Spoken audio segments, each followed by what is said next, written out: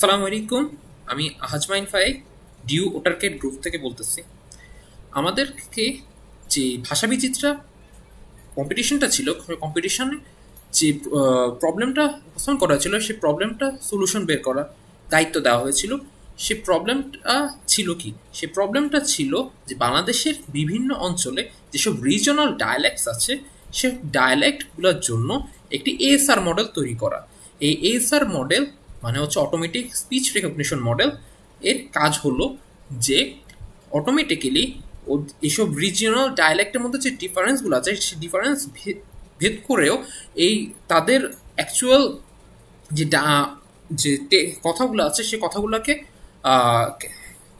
Capture করতে পারা, সেই কথাগুলোকে বুঝতে পারা এবং সেগুলোকে টেক্সটে পরিণত করতে পারা, যেন সবাই বুঝতে পারে। এই কাজটাই ছিল এই এই ভাষা বিচিত্রা কম্পিটিশনের মেইন উদ্দেশ্য। সেই ভাষা বিচিত্রা কম্পিটিশনের মেইন উদ্দেশ্যের জন্য আমরা যে মডেলটা তৈরি করেছিলাম, যেটা আমাদের জন্য বেস্ট পারফরমেন্স দিয়েছিল, সেই পারফরমেন্সটা হয়েছিল হুইসপার স্মল মডেলটা দিয়ে। হাউএভার, আমাদের কাছে মনে হয়েছে যে হুইসপারের আগে আমরা যে মডেলটা নিয়ে সবচেয়ে বেশি সময় অতিবাহিত করেছিলাম পুরো কম্পিটিশনের সময়, সেই মডেলটা নিয়ে কিছু কথা বলা দরকার। আমরা সবার আগে হুইসপার ডিউ মডেলটা ট্রাই করার আগে সবার আগে ট্রাই করেছিলাম ওয়েভ টু ওয়েক মডেলটা দিয়ে। সে ওয়েভ টু ওয়েক মডেলটা আমরা দিয়ে ট্রেনিং করেছিলাম, ট্রেনিং করে সেটা ফলাফল দেখতে চেয়েছিলাম। শুরুতে দেখতে পাচ্ছেন এখানে মডেল চেক পয়েন্ট হিসেবে আমরা সবার প্রথমে আমরা Facebook wav2vec two large XLSR মডেলটাকে ইউজ করেছিলাম। সেই মডেলটা অনেকগুলো ভাষার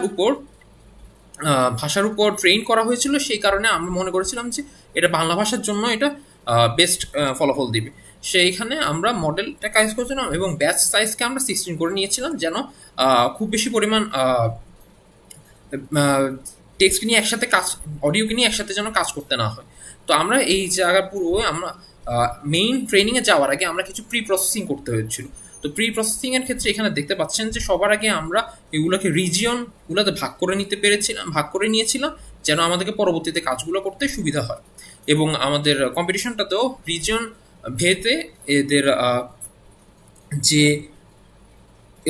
স্কোরগুলো আলাদা, সেটাই হয়েছিল। এবং আমাদের ট্রেনিং সেটটাতেও দেখা গিয়েছিল যে ট্রেনিং সেটগুলো অনেকগুলো ট্রান্সক্রিপ্ট অ্যাকচুয়ালি ভ্যালিড ছিল না। সেইগুলোতে মানে অনেক ইনভ্যালিড লেখা ছিল, অনেকগুলা খালি নাল ছিল, অনেকগুলোতে গ্লিবারিশ লেখা ছিল, যেগুলো অ্যাকচুয়ালি দরকার ছিল না। তো আমরা সেগুলোকে ড্রপ করেছিলাম। ড্রপ করার পরে আমরা সেই ডাটাটাকে নর্মালাইজ করেছিলাম, সেই টেক্সটগুলোকে নর্মালাইজ করেছিলাম। কারণ নর্মালাইজ না করলে যে একই ধরনের ওয়ার্ডেরও ভিন্ন ভিন্ন রিপ্রেজেন্টেশন দেখা যায়, সেই রিপ্রেজেন্টেশন আমরা দূর করতে চাইছিলাম, যেন সব একই ধরনের যদি ওয়ার্ড থাকে সেগুলোকে যেন সেমভাবে ওরা মডেলটা রেকগনাইজ করতে পারে। এর পরবর্তীতে আমরা স্ট্যান্ডার্ড নিয়মেই ট্রেনিং পর্যায়ে চালিয়ে দিয়েছিলাম। আমরা এখানে দেখতে পাচ্ছেন যে আমরা ডাটার মধ্যে যেসব আনইনটেন্ডেড ক্যারেক্টারগুলো ছিল, যেরকম পাঞ্চুয়েশন মডেল বা বাংলা অ্যালফাবেট ছাড়া অন্য যেসব ক্যারেক্টারগুলো ছিল, সেগুলোকে আমরা রিমুভ করেছিলাম। সে রিমুভ করার পরবর্তীতেও তারপরও দেখা গিয়েছিল যে আমাদের ক্ষেত্রে অনেকগুলো কিছু পরিমাণ আনওয়ান্টেড ক্যারেক্টার রয়ে গিয়েছিল। এখানে দেখতে পাচ্ছেন কিছু পরিমাণ আনওয়ান্টেড ক্যারেক্টার রয়ে গেছে। However vast majority of the characters সেগুলো আমরা যা চেয়েছিলাম তাই আছে। এর পরবর্তীতে আমরা ট্রেন করতে গিয়েছিলাম। ট্রেনের জন্য আপনারা শুরুতে দেখিয়েছিলাম যে আমরা প্রথমে ফেসবুক ওয়েব টু ওয়েক লার্জ মডেলটা ইউজ করতেছিলাম। আমরা লিব্রোসা ইউজ করছিলাম, যেন অডিও সিগন্যালে কনভার্ট করে, এবং অডিও সিগন্যাল কনভার্ট করার পর সেই অডিও সিগন্যালটা দিয়েই আমরা সেটাকে মডেল যেহেতু বুঝতে পারে, সেই মডেলের ফর্মে রূপান্তর করেছিলাম। এই জায়গায় আরেকটা জিনিস দেখতে পাচ্ছেন যে আমরা ট্রিম করেছিলাম, ট্রিম সাইলেন্স। আমরা যে সময় অডিওগুলোকে শুনতেছিলাম, সেই অডিওগুলো শোনার সময় দেখা গিয়েছিল যে অনেকগুলা সিগন্যাল ছিল যেগুলো অ্যাকচুয়ালি বোঝার মতো ছিল না, সেগুলো খুবই ছোট ছিল। তো সেই সবগুলোকে আমরা দূর করার জন্য আমরা যেসব সেসব আমরা যেসব অডিও সিগন্যালগুলো পেয়েছিলাম সিগন্যালগুলো থেকেও সেসব গ্লিবারিশ ও যেসব বোঝার মতো না সেসব অডিও সিগন্যালগুলোকে আমরা দূর করেছিলাম। এছাড়াও আমরা এখানেও দেখতে পাচ্ছেন যে যেসব সিগন্যালগুলো যেসব ডায়ালগুলো ছিল ট্রান্সক্রিপ্টগুলো, সেই ট্রান্সক্রিপ্টগুলোর মধ্যে অনেকগুলো ছিল অনেক বেশি বড়। তো অডিও সিগন্যালগুলোকে এতে রূপান্তর করার পর যেসবগুলোতে দেখলাম যে যেসব সিগন্যালগুলো অনেক বেশি বড় সেগুলো অ্যাকচুয়ালি ট্রেনিংয়ের সময় দরকার নেই, কারণ ট্রেনিংয়ে ওগুলো ইউজ করলে অ্যাকচুয়ালি ট্রেনিংটা আরও খারাপ হয়ে যায়। তো আমরা ওই ট্রেনিংয়ের সময় ওইসব ইয়াগুলোকেও দূর করে ট্রাই করেছিলাম। তো এর পরবর্তীতে আমরা বেসিক স্ট্যান্ডার্ড নিয়মে আমরা যে ট্রেনিং করা দরকার ছিল সেইটাকে ট্রেন করতেছিলাম। এখানে ট্রেনিং আর্গুমেন্টসের দিকে একটু লক্ষ্য করলে দেখতে পাচ্ছি যে আমরা নাম্বার অফ ট্রেনিং পোস্ট রেখেছিলাম 7 এবং এখানে লার্নিং রেটটাও খুব ছোটই রেখেছিলাম যেন আমাদের বেস্ট ফলাফলটা দেওয়া হয়। হাউএভার আমাদের আনফর্চুনেটলি আমাদের যে ওয়েব টু ভেক মডেলটা ছিল সেটা অ্যাকচুয়ালি কাঙ্ক্ষিত ফলাফলটা দেয়নি, সেই ফলাফলটা বেশ খারাপ ছিল। সেই কারণটাতে আমরা এটাতে খুব বেশি মাথা ব্যথা করি না। এর পরবর্তীতে আমরা ইনফারেন্স করেছিলাম। আমরা ওয়েব টু ভেকের জন্য আমরা ইনফারেন্স আর ইয়াটা একই মডেলেই করছিলাম, একই নোটবুকে করেছিলাম। এর পরবর্তীতে আমরা যখন ওয়েব টু ভেকে সাংখিত ফলাফল না পাই তখন আমরা উইসপার মডেলের দিকে লক্ষ্য করি।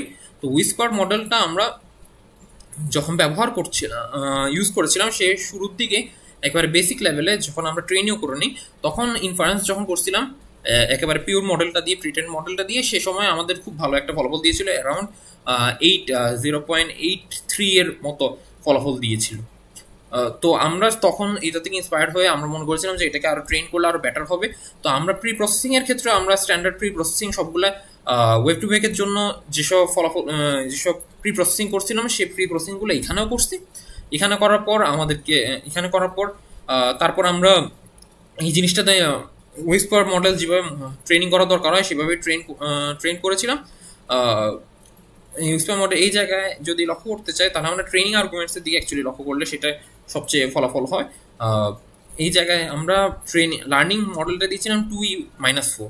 আমরা এর চেয়ে ছোটো লার্নিং রেটটা দিয়েছিলাম, কিন্তু ওইটার কারণে আমাদের অ্যাকচুয়ালি ফলাফলটা একটু ডিগ্রেড করছিল। তো আমরা দেখতে পেয়েছিলাম যে এই লার্নিং রেটটা অনেক বেটার ফলাফল দিচ্ছিল। তারপর ওয়েট দেখে এটা দিয়েছিলাম 1 × 2 এবং এপক দিয়েছিলাম 4 বার। আমরা 5 বা 6 বার দিয়েও দেখছিলাম, কিন্তু 5 বা 6 বারে অ্যাকচুয়ালি তেমন কোনো ভালো ফলাফল আসে নাই। তো আমরা 4 বারটাতে সন্তুষ্ট রাখছি, এমনি অনেক বেশি সময় খেয়ে ফেলতেছিল এটা রান করতে।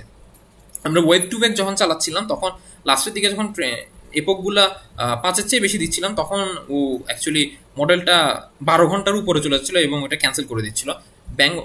উইসপারের ক্ষেত্রে অ্যাকচুয়ালি 5 নাকি 6 বার সর্বোচ্চ দিয়েছিলাম, ওটাতে কোনো সমস্যা হয়নি। তারপর আমরা এটাকে নর্মালি ট্রেন করেছিলাম। ট্রেন করার পর ইনফারেন্স করছিলাম অন্য একটা নোটবুকে। সেই নোটবুকটাতে আমরা আগের মডেলটাকে কল করছি, মডেলটাকে পয়েন্ট করছি, সে সেভড মডেলটাকে নিয়ে আসছি এবং সেভ মডেলটাতে যখন আমরা ডাটাগুলা দিতে যাচ্ছি তার আগে কিন্তু আমরা এগুলোকে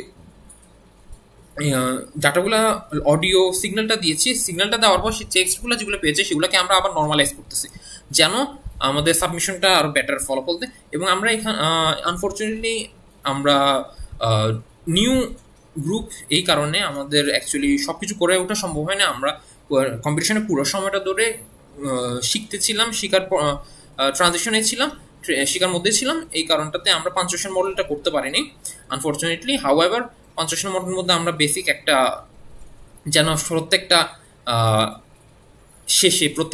টেক্সটের শেষে যেন একটু দাঁড়িয়ে থাকে সেজন্য আমরা জাস্ট বেসিক একটা ফাংশন বানিয়ে দিয়েছিলাম এবং তারপর আমরা একটা সাবমিট করে দিচ্ছিলাম। এর কারণে আমাদের বেস্ট ফলাফল আসছিল 0.78, সামওয়্যার অ্যারাউন্ড দ্যাট টাই। ধন্যবাদ।